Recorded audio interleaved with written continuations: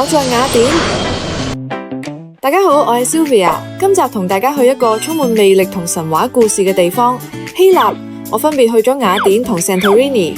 今集將會分享我喺雅典嘅行程，帶大家去雅典不能錯過嘅景點限威城，睇日落美景，仲去埋德爾菲同波塞冬神廟。如果你想睇聖托里尼懸崖酒店、超靚日落同愛琴海靚景，就記得 like、subscribe 撳埋個鐘仔，咁就唔會錯過下一集啦。好，我哋一齊出發。因為香港冇直航，我哋由香港飛上海轉機，10幾個鐘之後，終於到達雅典。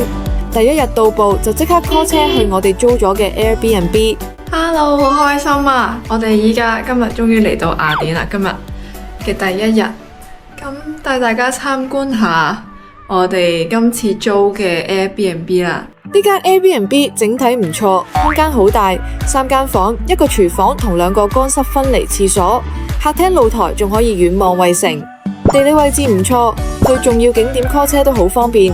樓下有個市場，可以睇到當地人擺攤嘅日常生活。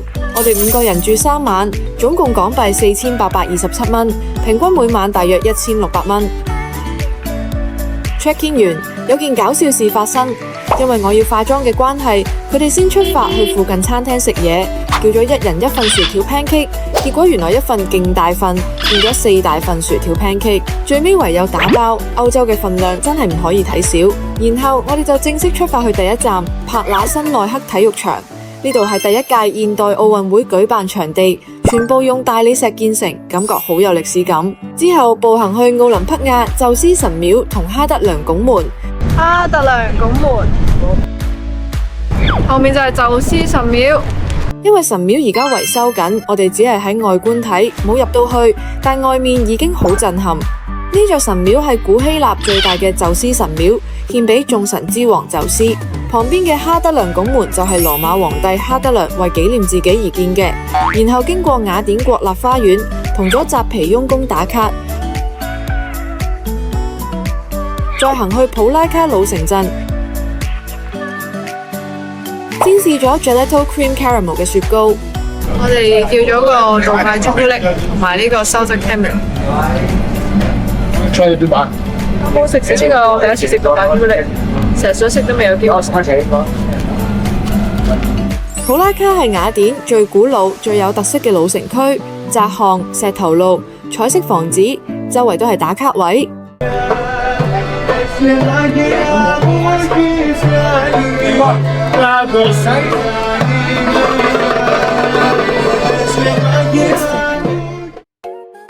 然後去咗 Malivia 餐廳食 lunch， 餐廳附近係普拉卡其中一個好靚嘅打卡位，坐喺度食飯，望住老城風情，感覺好浪漫。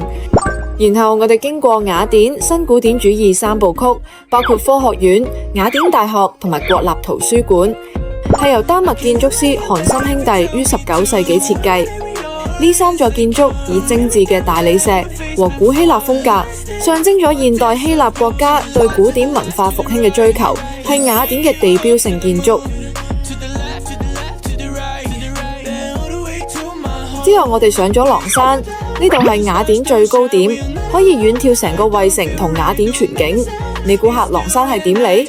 根據希臘神話，係智慧女神雅典娜想將呢座山移到雅典中心，作為衛城嘅一部分嚟守護城市，但因為山太重，最後跌咗落嚟，就形成咗今日嘅廊山。山頂上面仲有一座小教堂同塔，雖然好多人，但睇住日落將衛城染成金黃色，感覺好神聖，好靚，絕對係雅典必去嘅日落點。夜晚我哋去咗 A Little Taste of Home Restaurant 食晚餐，黑松露意粉特別好食，整體質素都幾高。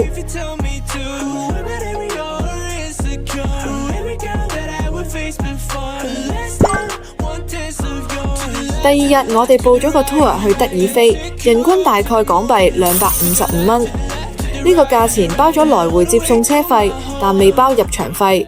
德爾菲係古希臘最神聖嘅聖地之一，被認為係世界中心，供奉太陽神阿波羅。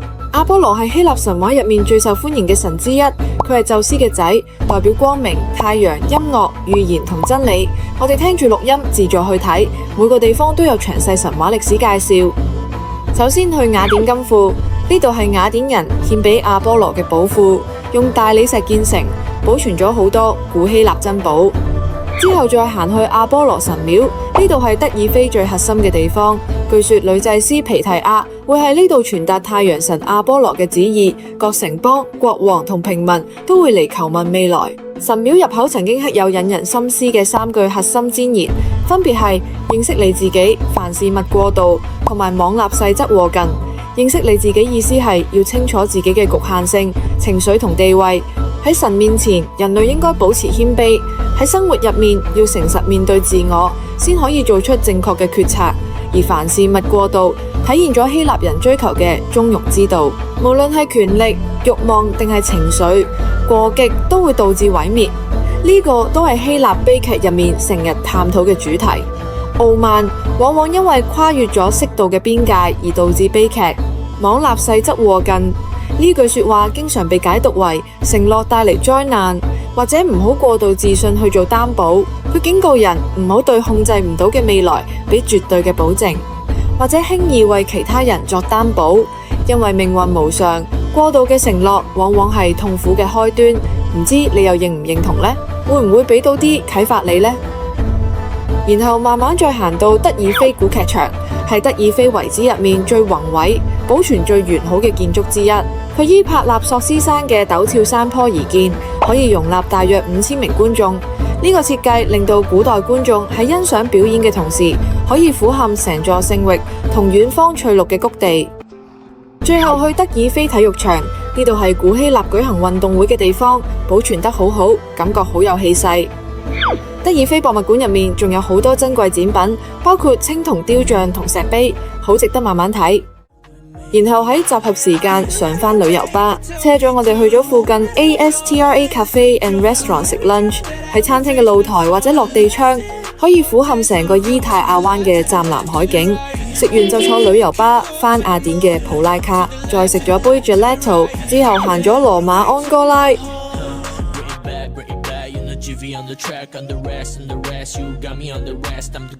蒙納斯提拉奇廣場。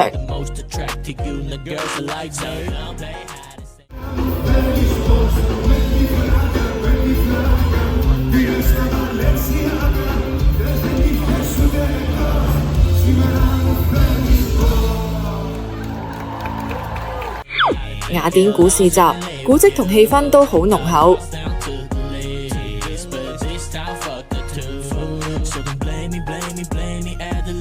夜晚去 Gekko 餐廳食晚餐，環境超靚，仲有駐唱歌手。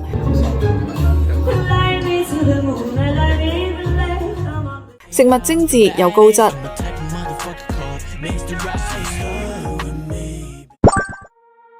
第3日，我哋先去衛城博物館，預約咗朝早10至11點入場。呢間博物館好現代，設計理念係將衛城古蹟同展品完美結合。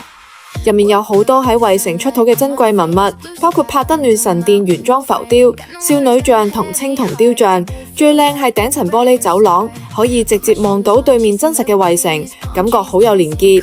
入面展品同介紹好詳細，絕對值得花時間慢慢睇。下午5點預約咗去衛城，呢個時間啱啱好，唔會太曬，又可以睇埋日落。衛城係雅典最重要嘅古蹟群，呢度唔單止係古代祭祀雅典娜嘅中心，仲係民主政治同西方建築藝術嘅發源地，係古希臘民主同文明嘅象徵。當中最大亮點係帕德嫩神殿，佢係古希臘建築巔峰，用大理石建成。柱子同浮雕講述咗雅典娜同波塞冬爭奪雅典、巨人戰爭等神話故事。雖然經過幾千年戰爭同地震，但依然好震撼。日落時分，成個衛城變成金黃色，感覺好神聖，好靚。之後去咗蘇格拉底監獄睇下。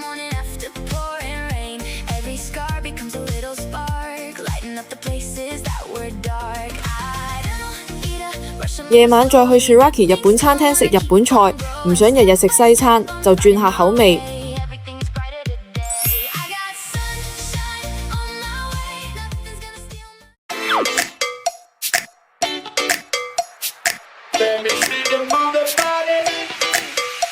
It's been a long time since the first time, but here we are again. I've been to New York, LA, right through the city of wind. I went uptown, downtown, mix it up like juice and gin.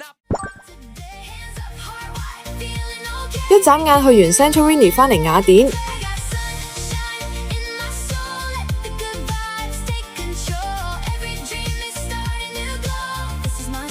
第7日，我哋入住第2間 Airbnb， 2晚一共港幣3302蚊，平均每晚1650蚊。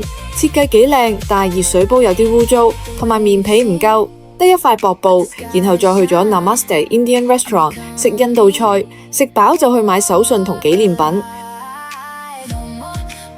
去咗 Melira 一個源自希臘嘅頂級天然蜂蜜同橄欖油品牌，主打天然無添加。我哋買咗佢哋嘅蜜糖同護膚品，另外再買咗 Chorus 乳酪面膜同橄欖油等等。夜晚去咗 Osaka Sushi 食飯，然後就返 Airbnb 休息啦。第8日朝早去 This is Local 食 brunch burger 同薯角都好正。之後去雅典國家考古博物館，係希臘最大嘅博物館，被譽為世界10大博物館之一，涵蓋從史前到晚古時期嘅希臘文物。然後參加咗個 tour， 去蘇尼翁國波塞冬神廟睇黃金日落。呢座神廟建於公元前5世紀，獻俾海神波塞冬，位於蘇尼翁國懸崖上面，俯瞰愛琴海。原本以為陰天日落未必好靚，但結果日落效果好唔錯，陽光穿過雲層，將神廟染成金黃色，配埋大海同懸崖，畫面靚到爆，真係好值得去。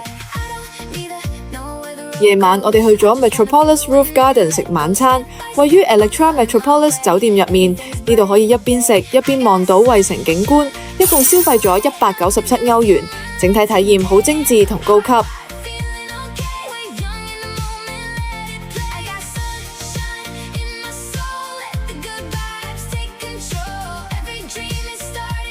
然後我哋行咗去附近一間叫 Little Cook 嘅主題咖啡廳。我哋去嗰時係9月尾，充滿萬聖節主題嘅佈置，非常之有氣氛。如果你中意影相打卡，呢度絕對係必去景點。我哋嗌咗2個甜品試下，但真係超級甜，甜到有啲頂唔順。到第9日，準備要同希臘講拜拜，真係好唔捨得啊！一個充滿魅力、歷史底蘊同自然美景嘅國家，我哋下次再見。呢次希臘之旅真係好難忘，有神話、有歷史、有靚景，仲有好多美好回憶。下集我會分享一生人一定要去一次嘅 Santorini， 當中有懸崖酒店開箱、超靚日落同愛琴海靚景，記得一定唔好錯過。如果你中意呢集，記得 like、subscribe， 撳埋個鐘仔，留言話我知你最想去希臘邊個景點。歡迎分享你嘅睇法，多謝大家支持，我係 Sylvia，下次見。